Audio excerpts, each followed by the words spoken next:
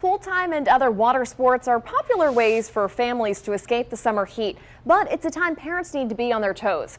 Pediatric emergency medicine doctor Meg Marino from Auctioner is here with some safety tips. Good morning. Good morning. Thank you so much for being here. So this is a really concerning topic, especially in the summertime when you think about families spending time around the pools, and children can drown in less than an inch of water. That's unbelievable. It really is. I think a lot of parents don't realize how dangerous water can be, especially for our littlest patients and children.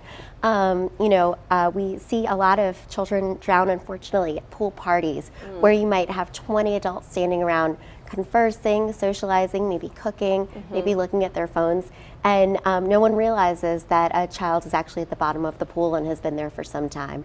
And so I think it's really important that we remind parents and families just how dangerous water can be this time of year, and make sure that they know that they need to have a designated adult with both eyes on the kids in the pool at all times. Right, so always pick one person, whether it be one of the parents or a relative, be the designated person to always have their eyes on that child. Exactly, and smaller children or children who don't know how to swim should have an adult in the pool within arm's reach at all times. Okay, and especially be careful when you're drinking alcoholic beverages, right? Yes, so the person taking care of the kids should be sober. So just like you have a designated driver, you need to have a sober person just to watch the children. So what if you've got a pool in your own backyard? You want to be sure that not only are your kids safe, but if anyone comes over to your house, that they remain safe as well. So pool safety, when you have a pool in your own backyard, really begins with preparation. So you want to make sure that there's at least a 4-foot fence surrounding the entire perimeter of the pool, and that creates a second barrier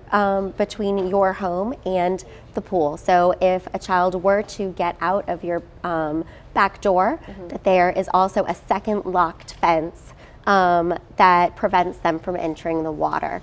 You want to make sure that that back door to your house has 2 locks and that those deadbolts are above the reach of a toddler.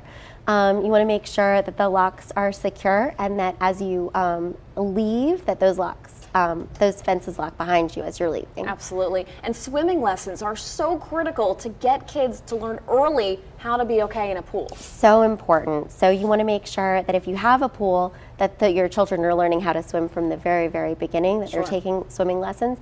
And if you don't have a pool, we are surrounded by water in this area, so we want to make sure that all children are learning how to swim, and you can find swimming lessons at your community pool. All right, definitely cannot be too careful with this. It's true. All right, Dr. Marino, thank you so much for being here this morning. We appreciate it. Thank you for having me.